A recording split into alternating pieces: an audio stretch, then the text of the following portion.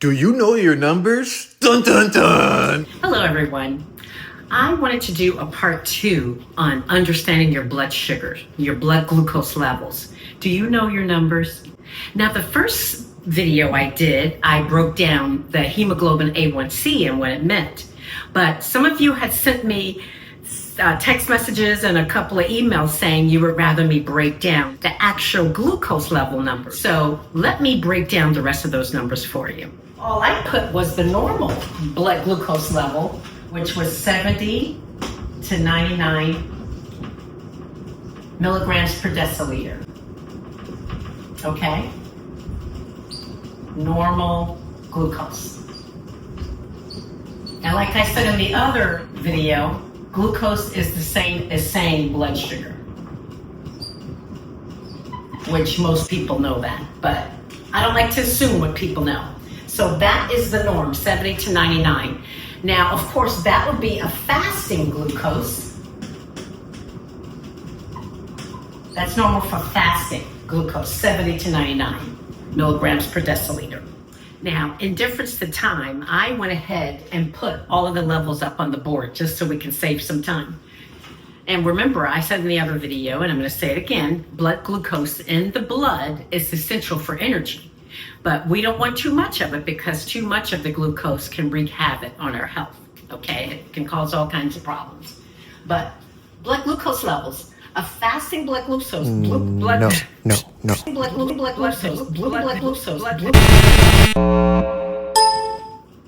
Blood glucose levels. A fasting blood glucose level should be 70 to 99. Okay, if you're fasting for at least 8 hours before your blood test, that's the range it should be. If you're not diabetic, okay, that's a normal range, 70 to 99. Fasting pre-diabetes, if you get a range between 100 to 125 milligrams per deciliter, then especially if it's consistently, it's known as pre-diabetes or pre-diabetic. Your doctor's going to start talking to you about watching what you eat, watching your sugar intake, doing more exercise. If you have to lose some weight, he will suggest that you lose some weight just so we can bring those numbers down because you're creeping up, okay? That's not a nice number to be in, a nice range to be in. But there's still hope. You can still lower it by changing your lifestyle. The fasting with 126 or higher, that's a problem. Now you're in the diabetes stage. Because if you've been fasting for 8 hours, like no food, nothing to eat, like say if your appointment's at 8 o'clock in the morning, you stop eating at midnight or before midnight, even better. And you're still above 126 or higher, then you will be diagnosed with diabetes. So the important thing to note is when you're within this range, to jump in there and start making those important lifestyle changes so you don't progress to this area. So diabetes, a diabetic after they eat a meal will be over 200 milligrams per deciliter. That's after eating a meal or higher. I mean, I've taken care of some patients where the blood sugar is through the roof. So, and when I say through the roof, 300 or above, you know, that's pretty scary when it starts getting that high. Because sometimes the patients start having symptoms at that point. Some say they have a headache or they just don't feel right. I had some patients who felt nauseous or just, you know, everything's out of whack at that point. So you don't want it to get above there. Now for non-diabetics, people who don't have diabetes, after a meal, like say within 2 hours or so, even this is like probably 2 hours after a meal, your blood sugar should be less than 140 milligrams per deciliter. It should not be over 140, even after eating. If you're a non-diabetic, it should not be there. Now, if you are diabetic, it may be a little higher than that, but it should not be over 200, okay? So I just wanted to kind of focus on these numbers a little bit more in this video because in the other video, I focus more mainly on the hemoglobin A1C, which is important as well because that tells the long-term story of how high your blood sugar levels have been.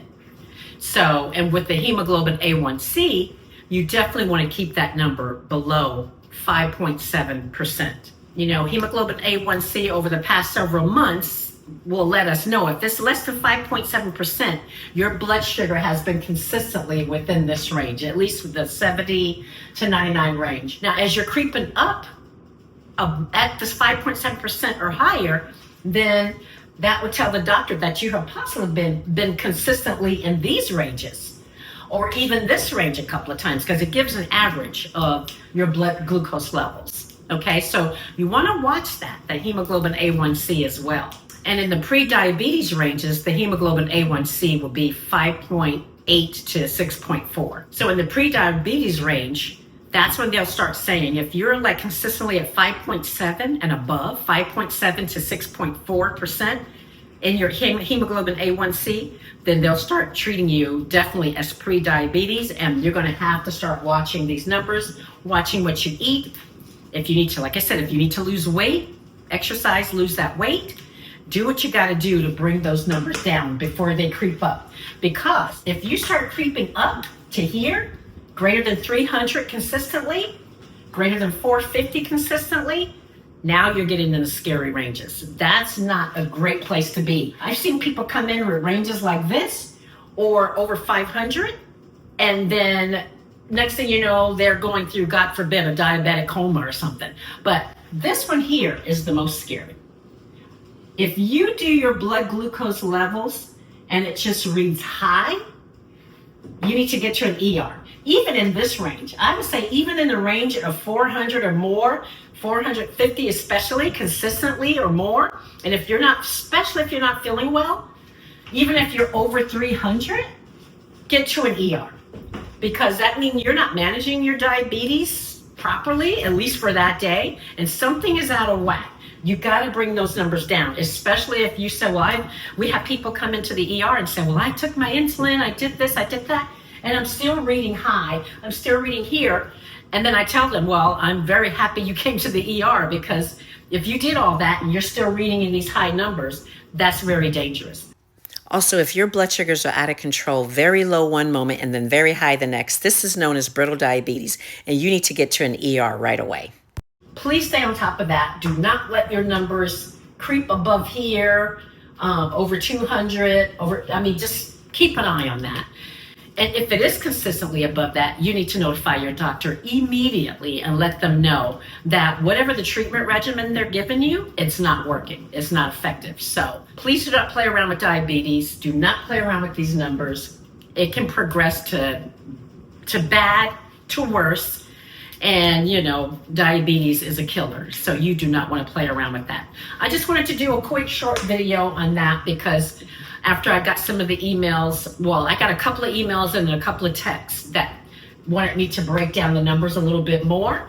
So if you're doing a fasting test, you definitely want to stay within this range, 70 to 99. That's a normal fasting blood glucose level test. I hope you found this helpful. If you did, that's great. And follow the advice, please. And follow up with your doctor. Stay on top of those numbers. Take your medication. Eat, exercise correctly. Just make those excellent lifestyle choices, guys. And you should be okay. This is Nurse Sabrina Clayton, and I thank you for giving me a little bit of your time and letting me break these down a little bit more. You can always screenshot these numbers if you like, but all of this stuff is on Google. You'll find it everywhere, and just stay on top of those numbers. But forget Google. You need to have your own numbers. You need to know your own numbers. Stay on top of your blood tests. Stay on top of your physicals every year. Get your blood work done regularly. If your doctor wants you to get it done more often, then do that, just so you can stay on top of it, because diabetes is nothing to play around with. Thank you so much again. Thank you for your time again. And if you haven't done so already, please subscribe, and I will bring you more information like this. Thank you. Have a great day.